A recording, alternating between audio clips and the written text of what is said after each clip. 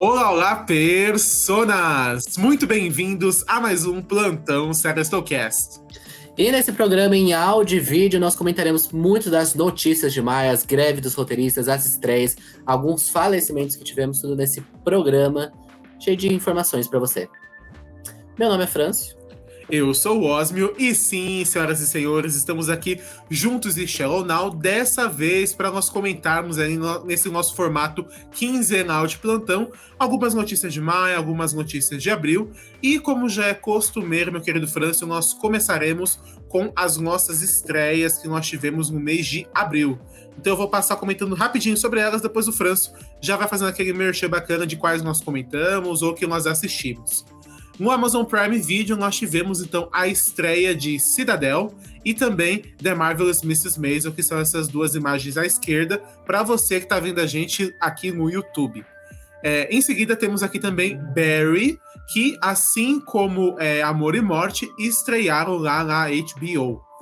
Nos cinemas, nós tivemos o filme do Mario e também Dungeons and Dragons Honra entre Rebeldes. Na Netflix, nós temos aqui, então, Sweet Tooth. E, além disso, lá no Apple TV Plus, Ghosted Sem Resposta. Nós tivemos vários conteúdos aqui sobre isso. Então, tivemos vídeo do Osmo sobre Citadel, sobre os primeiros episódios. Tivemos vídeo sobre os primeiros episódios dessa temporada, dessa última temporada de The Marvelous Mrs. Maisel. De Barry não tivemos, mas eu tenho muito interesse em fazer sobre o final. Vamos ver se acontece. De Mario a gente não fez nada, né? Não, eu não vi Mario ainda, tenho que ver. Eu também não. Então, realmente, mas isso é uma grande estreia. Swift Tooth, eu assisti a primeira temporada, essa segunda eu comecei, achei meia hora do primeiro episódio e fiquei por isso mesmo. Vamos ver se um dia eu volto. Mas não que eu achei ruim, assim. Nunca voltei. Só não cativou. Não cativou. Dungeons and Dragons nós tivemos. Foi um mini plantão, foi um mini Seristocast, né? Sobre. E vídeo. Acho que vídeo também.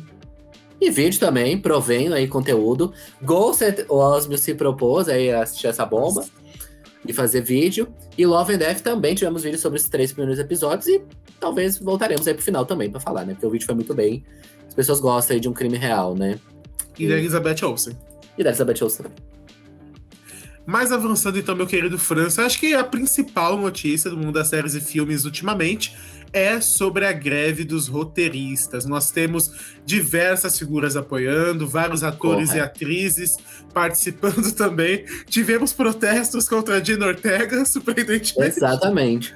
E eu acho que é interessante a gente explicar toda essa dinâmica, né? Por que está acontecendo essa greve. Então, porque isso está acontecendo agora. Não é a primeira greve desses últimos anos, né? Não, exatamente. Nós tivemos uma recentemente, entre aspas, há um tempo que foi entre 2007 e 2008, que rolou por 100 dias. E ela teve assim, suas consequências. Muitas séries foram canceladas nesse tempo. A primeira temporada de Breaking Bad ela é menor do que as outras, justamente por causa dessa greve dos roteiristas, que atingiu realmente bem a primeira temporada. E o Vince Gilligan até ele mudou vários planos da narrativa, por causa que ele teve que diminuir o número de episódios, porque não tinha roteiro, né? E gerou-se várias coisas em relação a isso. E durou 100 dias. E agora nós tivemos essa nova greve, que já estava sendo suscitada desde o final do ano passado, em relação a algumas coisas, e eles não chegaram a acordos, e começou-se no dia 1º de maio essa greve. Mas por quais são os motivos, né, da greve, pra gente entender, assim, ponto a ponto aqui do que os roteiristas querem, e porque eu também estou do lado dos roteiristas, apoio aí essas reclamações. Então, primeiramente, acho que a grande questão que norteia essa greve são os streamings. Porque os streamings, eles foram uma coisa muito nova no mercado. Eles chegaram praticamente sem regulação, sem nada, né? E não tem muita regulação ainda, na verdade. Exatamente. Elas chegaram com uma grande novidade, ótima, inclusive gostamos, temos. Mas chegou e ficou meio que sem base do como iria se fazer os processos de pagamento das séries e dos filmes que estão ali. Porque antes, na TV americana comum, né, que, lembrando, o sindicato é americano, então por isso a gente foca nos americanos, né? Na TV aberta americana e na TV fechada também, HBO, por exemplo, como que rolava? Os roteiristas iam lá, escreviam a série era exibida, eles ganhavam por aquele tempo que eles roteirizaram a série, aquelas semanas que eles trabalharam na sala de roteiro, etc. Porém, principalmente na TV aberta, as reprises eram muito comuns. né? Então acontecia muitas reprises, ou eles vendiam Sim. a série, por exemplo, que se chama syndication, quando a série tem 100 episódios, eles podem lançar essa série como um box e vender para outros canais. Então, por exemplo, a série aqui da ABC poderia, depois de 100 episódios, passar na NBC, etc., e vender, e os roteiristas ganhavam nessas reprises, ganhavam ali um percentual bom, né? No box também, etc., nesse syndication. Porém, quando você está no streaming e a série está disponível durante o on demand, né? Ela está disponível quando você quiser, você assiste quando você quer, etc. Essa situação ficou um pouco mais complexa de legislar, né? De aplicar o antigo. Como que você faz? Como que é a reprise? Como que é passar de novo, sendo que ela está disponível para sempre? A A gente todo sabe, momento. a gente viu que não é para sempre, com alguns casos recentes, porém, Não, inicialmente é para mas sempre, né? Tá ali. outra questão também, França, que pode não ser para sempre naquele streaming, mas a HBO começou a vender algumas séries e agora a Também. Disney recentemente anunciou que vai fazer isso também, né? A gente nem pôs, a gente acabou esquecendo de comentar, né, que Disney e Hulu vão se juntar, inclusive, e eles copiaram na cara dura os Zaslav e vão também deixar algumas séries e outros streams. Então, isso abre mais margem ainda, né? Exatamente, né? Então, porque que nem a gente fala, já falou algumas vezes, deixar uma série no catálogo, por exemplo, uma série finalizada, como por exemplo Game of Thrones, vamos citar um exemplo bem grande. Ela ainda custa a HBO, né? Porque você tem que continuar pagando essas pessoas pelo trabalho que elas fizeram ali durante a série. Porém, é um número é uma quantia bem menor do que era dado na TV tradicional, etc. E outros problemas ainda, como assim, barateamento da mão de obra e sucateamento da mão de obra dos roteiristas. Eu acho que tem até um relato de uma roteirista que ela falava que ela ganhava 7 mil, por exemplo, por mês, por uma $7.000 por uma série que era reprisada na TV aberta, e no stream, por exemplo, ela ganha $7 por mês. Que é uma diferença, assim, bem... Uma redução de 1000%. Que é bem complicada, né? Assim, Então, uma coisa também que eu também concordo, eu acho que os roteiristas estão certos em reivindicar os direitos deles, né? Porque era um padrão. Não é tipo, vamos agora começar a cobrar. Não, era cobrado já. Esse era o padrão. Mas também outra questão, que no streaming acaba que as coisas são mais baratas também, né? Isso, na verdade, até há um argumento a favor deles. Porque na TV você tem essa questão da grade horária, essa questão de programação e tudo mais. No streaming, não, né? Então acaba que esses custos são mas barateados. na TV você tinha os anúncios, né? Os anunciantes ali No presentes. streaming você Né? não No tem. streaming você não tem. Isso Tem é essa verdade. questão também. E além disso, tem dessa questão que é a principal, que é desses pagamentos. Tem por exemplo, denúncias, por exemplo, de salas de roteiristas que antes contratavam 20 roteiristas e eles trabalhavam durante um grande tempo em uma série. E agora, por exemplo, contratam 2 roteiristas e fazem ele trabalhar por horas para entregar o roteiro. Então, assim, de realmente sucateamento de mão de obra ou de demissão de roteiristas antigos. Acho que até teve um caso de um roteirista da HBO que estava assim, há anos produzindo séries e ele foi demitido recentemente. Então tem todos esses casos, né? Aí existem os casos pontuais, tipo o da Jenna Ortega, que é realmente bem engraçado, né? E assim, Lembrando... antes da gente comentar da Jane Ortega, eu tenho que dizer, ela foi infeliz em alguns comentários? Foi. Foi. Inclusive comentamos Ela, aqui, né? exato. Ela não é a primeira atriz a fazer comentários do tipo, e nem Exatamente. foi a atriz a fazer os piores comentários relacionados a essa Também. questão. Eu acho que só por ela estar em alta, as pessoas, elas, Porque entre aspas, viraliza também, aproveitaram. né? Exato. Tipo, a gente comentou que ela falou sobre os roteiros de Wandinha, que ela não concordava com algumas atitudes da personagem que foram escritas, que ela teve que mudar, que ela não concordava com o Triângulo Amoroso, que é a base da série, né, principalmente. E a gente citou na época criticando um pouco ela, realmente parecia bem antiético, né, as coisas que ela Um falava, pouco mesmo que ingrato, talvez tivesse talvez. ingratas e mesmo que tivesse talvez um pouco de verdade, né. Talvez não precisava ter falado daquela forma. Porém, alguns realmente usaram isso, né, como grande panfletagem, né? Mas aí no meio de greve, né? E por enquanto nós não temos um acordo. A greve está rolando exatamente há 11 dias E ela e já... começa a ameaçar algumas produções. Algumas Exato, algumas coisas coisas já foram já as pessoas são um pouco pausadas, preocupadas já. né? Porque algumas pessoas até ficam em dúvida isso, tipo assim, a série que já tá com os roteiros prontos, mesmo assim pode ser paralisada, né? Lembrando que, assim, os roteiristas fazem normalmente, quando é séries de streaming, séries de TV a cabo, os roteiros são feitos antes, das gravações. Diferente, por exemplo, de um Abbott Elementary, que é uma série de TV aberta que os roteiros são feitos enquanto se grava, que é mais ou menos o que acontece nas novelas brasileiras. Por exemplo, Abbott Elementary é um caso de uma série que foi pausada, por exemplo, por causa da greve dos roteiristas. Então, nessas outras séries, você entrega todos os roteiros antes, mas você precisa de um roteirista para acompanhar as gravações, caso precise de uma reescrita ali na hora, porque não necessariamente o roteiro é ruim. Uma brecha nisso, né? Porque isso me preocupa, inclusive. Anéis de Poder não parou. Faltavam ainda gravações para mais ou menos 19 dias. Para 2 episódios, mais ou menos, ainda de gravação. E escolheram continuar, mesmo sem roteirista. Então, aí existem essas escolhas, né? Do que se fazer nisso. Eu acho que até o caso de Lord of the Rings é um pouco menos problemático, porque são 19 dias. 19 dias, assim, você não se faz grandes coisas. Problemático, eu acho que mais... O tempo que esse pessoal vai gastar de efeitos especiais, eles têm que correr mesmo, pra lançar a série ano que vem. Exato, caso eles queiram, né, continuar com o cronograma. O que eu acho que o pior caso é de House of the Dragon, que começou agora e já não tem roteiristas no set, né? Porque lembrando nisso, não quer dizer que o roteiro tá ruim e precisa reescrever. É que às vezes, quando você vai gravar, você percebe que tem alguma coisinha ali que não ficou boa na boca do ator, ou que alguma coisa ali de gestos, de cena não ficou muito boa, e você precisa mudar ali no roteiro, né? Pra ficar uma coisa organizada. É claro que também os atores podem intervir, né? Como a Jenna Ortega falou, ou até House of the Dragon, aquela cena que que a coroa do Viserys cai, etc e tal. Tem isso o Matt também. Smith e o Pedro Cosendine que meio que improvisaram na hora, né? E insistiram pra ficar. Mas é essencial um roteirista continuar junto. Exato.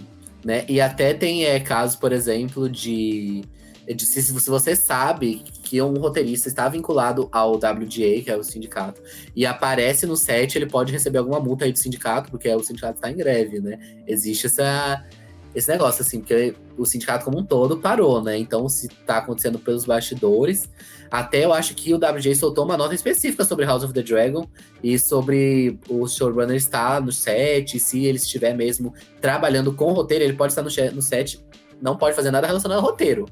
Pode filmar, pode dirigir, mas roteiro... não pode estar fazendo. Então existe toda essa questão, né? E também outras séries, Ruptura foi uma série que foi parada também, mas isso tá no meio de outras propostas que a gente vai falar no final, outros problemas que a gente vai falar no final do programa. Mas vamos ver. Eu sinto que essa greve vai durar ainda, porque eu não vejo uma solução fácil. Eu não acho que ela vai durar tanto quanto a de 2007, né? 100 dias eu acho que é um tempo que faria um estrago muito grande. E como essa era de streaming, né, a gente vê que ela é muito acelerada. Então é uma coisa sendo feita atrás da outra. Eu acho que quando isso começar a pesar para os streamings, acordos vão começar a surgir, né? É porque eu penso como que eles vão resolver essa história. Se o streaming já é completamente endividado com as coisas que... pensando nele alguns streamings. Como? Alguns Por exemplo... A Netflix vai ser a mais dura de convencer. Porque o restante dos streamings, eles se garantem por fora. A Netflix... Se garantem, mas o Zaslav, você vê o Zaslav fazendo uma coisa dessa? Ele também não vai dar o braço a torcer, mas é muito mais fácil a Warner, até pensando na questão de cinema, tentar caminhar para um acordo mais rapidamente do que a Netflix. Eu acho que até pelo volume que eles produzem, ia ser uma coisa caótica, assim. Talvez eles queiram fazer, você recebe X de acordo com o número de reproduções, não sei o que eles vão tentar. Acho que e até tem uma questão assim. quanto a isso, ainda bem que você levantou que eu tinha esquecido. Que algumas pessoas falam que realmente de você pagar quanto a audiência, só que os streamers não querem revelar a audiência exata dos seus programas, né? Porque o Ibope da TV americana, ele é aberto, né? Porque existem as coisas ali, as concessões públicas, etc. Sim. Tipo, próprio as redes nacionais que a gente sabe a audiência, os pontos de audiência. No streaming você não sabe, você sabe aqueles tweets que a Netflix solta aleatoriamente. Então, série foi vista por não sei o quê... Mas você não sabe exatamente, tem assim algumas tentativas, mas exatamente você não sabe quantas pessoas viram aquele negócio. Quantos pontos aquilo faria. Então... Eu acho que talvez isso fosse o caminho mais... Por mais que eles não gostassem, fosse o caminho mais óbvio. Não de, por exemplo, eles... vamos aqui fazer um boletim e divulgar todo mês publicamente. Mas por essas questões financeiras, talvez essas informações correrem dentro da indústria. Acabaria vazando várias vezes pro público, mas eu acho que é o caminho mais rápido, viu? Pra resolver, eu acho. Também acho. Mas acompanharemos, né? Será um assunto recorrente nos próximos plantões. Atualizações sobre a greve dos roteiristas e possíveis soluções. Isso é verdade. Mas prosseguindo, então, esse finalzinho de abril, nós tivemos muitos trailers, né? Trailers muito bacanas. E o primeiro que nós iremos comentar é de A Cantiga dos Pássaros das Serpentes, que é o filme, a prequel, né? O filme que se passa antes de Jogos Vorazes, contando aí a história do jovem presidente Snow, antes de ser presidente, quando ele era, na verdade, mentor de uma tributo do Distrito 12, veja só você, Franço. E é uma história muito boa. Eu já conheço porque eu li, mas quem não conhece, eu acho que vai gostar. Eu achei um trailer bacana, empolgante, vários atores aí conhecidos, Viola Davis, Peter Dinklage. Não, uma coisa a gente pode concordar. A divulgação de Jogos Vorazes é uma das melhores. Porque eles começaram uma marketing pelo menos há um ano antes da estreia, né? A estreia em novembro. Isso, e antes de novembro do ano passado, eles já estavam divulgando. E eu fico feliz, assim, porque realmente o trailer parece bem bom. E não me deu, assim, muitas... Ele não foi spoilento, eu acho. Ele deu... que você já conhece a história, né? Você realmente é um fã muito maior. Lembrando, assistam os vídeos. O Osmo já fez dissecando todos os filmes de Jogos Vorazes. Não assistam, porque é um dos primeiros vídeos da série Stone. Eles são muito longos, eles são... Assista se você é fã, né? Que realmente o Osmo fez vídeos dissecando todos os filmes de Jogos Vorazes. Eu, assim, só assisti os filmes, acho bons filmes. Gosto, assim, da personagem, do universo. Acho o universo bem bacana. E esse trailer foi bacana e não me deu ali grandes reviravoltas, pelo menos da trama até agora. Aí só tem uma... Isso é bom saber isso. Exato, eu acho que só tem algumas coisas assim que você dá pra se supor, porém, nada muito a mais. A gente não sabe muito o que vai acontecer até ele virar, que ele parece uma pessoa boa, né, por enquanto. Então, vamos ver o que vai acontecer até ele virar aquele velhinho bem babaca, né? Isso é verdade. Inclusive, provavelmente o Donald Sutherland deve voltar. Então ele vai ser o único ator que vai estar na franquia inteira, na verdade. Talvez aí um flash forward, né? Deve ser, eu acho que deve ser. Mas, inclusive, Cantiga dos Pássaros da Serpente deve ser um filme longo, quase 3 horas. E falando em filme longo, nós tivemos trailer de Duna 2, meu querido Franz. Vindo com um elenco pesado também, hein? Novas adições. Tivemos adições grandes, né? Os indicados ao Oscar, Austin Butler, né? Nosso Elvis do último ano. Florence Pugh, Lia Seydoux. Então, assim, muita gente foi adicionada a esse elenco e eu achei ótimo o trailer. Christopher Walken vai ser o Imperador. Ele não apareceu, né, ainda, no trailer. Mas ele vai ser o pai da Florence Pugh. Eu também li Duna. Depois do primeiro filme, eu fiquei muito hypado, eu li. E eu tô bem hypado pra esse filme também. E o que você achou do trailer? Está fiel? Tá muito bom. Assim, eu acho que eles vão mudar uma coisinha ou outra, mas só umas liberdades poéticas. É uma coisa que me preocupa, tanto no Cantiga dos Pássaros quanto aqui em Duna 2, porque são conteúdos muito vastos. Então, por mais que sejam filmes longos, é muita coisa para contar. Mas o Denis Villeneuve provou que é um excelente diretor, ele dividiu o Duna muito bem. Eu fiquei com essa impressão no trailer, de que é muita coisa assim pra resolver, vamos ver. É muita coisa, sério, é muita coisa mesmo. Acontecer. Ele tem 3 horas aí, pelo menos, né? Pra resolver essa história toda, então vamos ver o que vai acontecer, né? E engraçado foi as declarações que ele deu durante a semana que realmente não fizeram nenhum sentido. Eu adoro o Denis Villeneuve, tem filmes da minha vida que ele dirigiu, mas a declaração dele falando, mas é que Duna 2 é uma sequência, não é uma continuação, e a gente, não são sinônimos. Ele, não, aparentemente não são. Mas, isso aí, né? Ele chama do que ele quiser. O nome é Duna 2, de qualquer jeito, então. Exato, não é uma sequência, gente, é uma continuação. É uma continuação. Mas, meu caro Franz, chegamos agora no momento do nosso plantão, que é o momento de homenagem, né? Esses últimos dias, eles foram bem complicados, assim, né, para a cultura brasileira de forma geral, grandes perdas. Exatamente. Então, esse é o momento de nós homenagearmos Palmirinha e também Rita Lee, né? Correto. Assim, o foco delas não é necessariamente a área de séries e filmes, mas são figuras muito relevantes para a cultura brasileira de forma geral. Então fica a nossa homenagem, né? E como nós falamos sobre cultura, acho que é muito relevante citar essas pessoas que a gente tinha um apego, né? Acho que nós dois, pelo menos, tínhamos um apego a essas figuras. Não que eu fosse o maior fã da Rita Lee, também não vou... Ou da Palmirinha. Exato, mas pelo menos, assim, eram pessoas que a gente conhecia, que a gente admirava, assim. E ficamos sentidos pelo falecimento dessas pessoas. E sempre temos esse espaço do programa dedicado a isso, né? Exatamente. E a nossa notícia Mundo Bizarro dessa vez. Na verdade, antes, pequeno adendo, que Diga. Osmo boicotou o trailer de Wish, Poder dos Desejos, que isso foi discutido na pauta disso ter sido colocado, e ele não colocou, viu? Não colocou. O próximo plantão daqui 2 semanas. Daqui 2 semanas a gente comenta sobre. Até lá eu assisto o trailer. Depois comentamos, mas assistam se meu tempo, Osmo incluso. Tá bom. E a nossa notícia Mundo Bizarro, o Francis deu um pequeno spoiler, e eu também dei mostrando a tela, é sobre ruptura, porque temos toda essa questão da greve dos roteiristas, etc e tal, só que há de fato uma ruptura nos bastidores dessa série, né? Então, o que vai acontecer? Não, a série já estava caótica antes de ser paralisada pela greve dos roteiristas, né? Então vamos explicar toda essa treta e toda essa fofoca, né? A série, ela surgiu inicialmente com dois showrunners que estavam comandando tudo.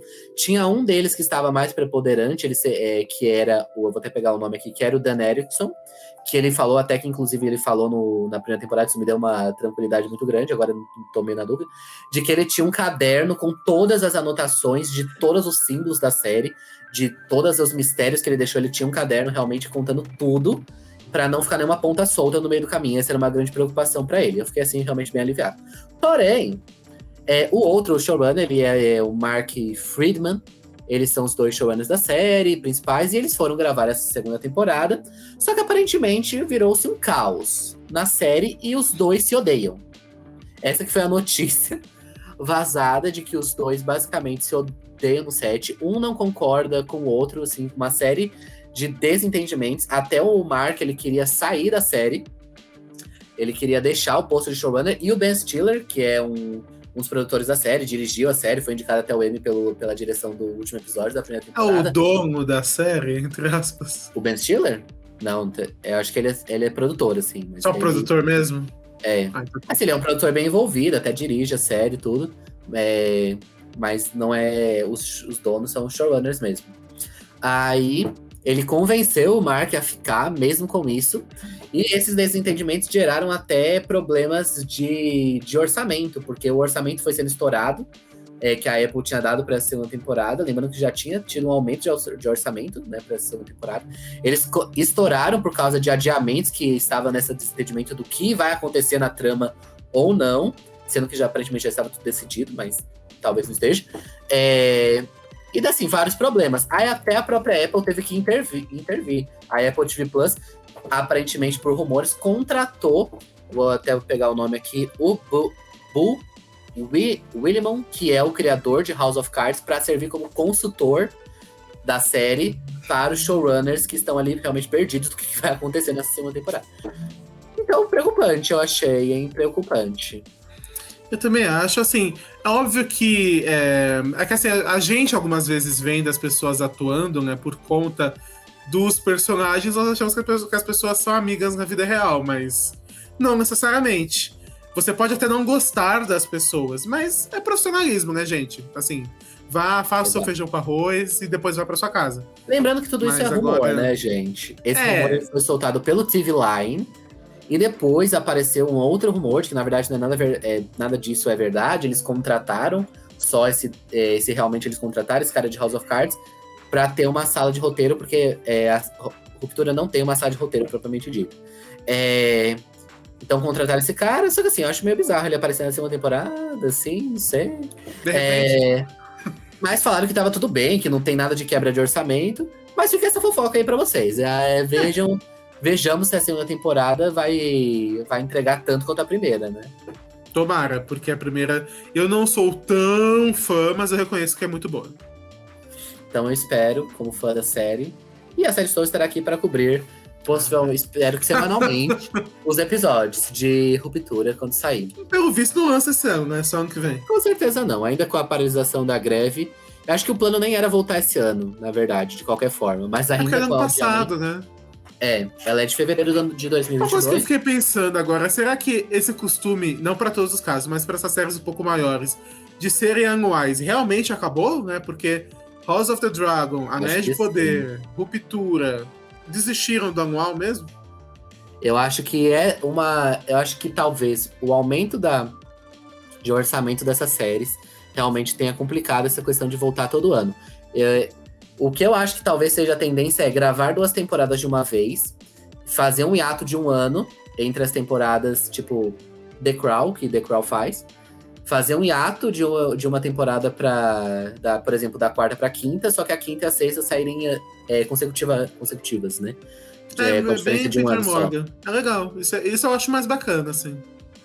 Acho que isso tudo vem de uma parte mesmo de aumento da estrutura das séries, né? Porque na Aumentou TV muito o escopo. aberta, a gente tinha 2 temporadas por ano, né? Basicamente. Meias temporadas. E antigamente na própria HBO a gente tinha uma temporada por ano, né? E Sim. não parece estar sendo o caso. Nem para séries, por exemplo, a Ruptura é uma série grande, mas eu não me considero uma série de um escopo, como por exemplo, um House of the Dragon, um Westworld, por exemplo. E mesmo Dava pra assim, lançar todo ano. Dava. gerou isso, né? Gerou essa grande gap de temporadas. Exato. Mas, meu caro França, de forma geral, esse foi o nosso plantão. Acabou ficando um pouquinho maior por conta dessa discussão toda Fofocas, né? da greve Fofocas, dos os bastidores roteiristas. de Hollywood. Exato. Então, na próxima quinzena voltamos com o plantão, mas também temos o Seristocast e o nosso canal principal e as nossas redes sociais também. Você deveria estar maratonando.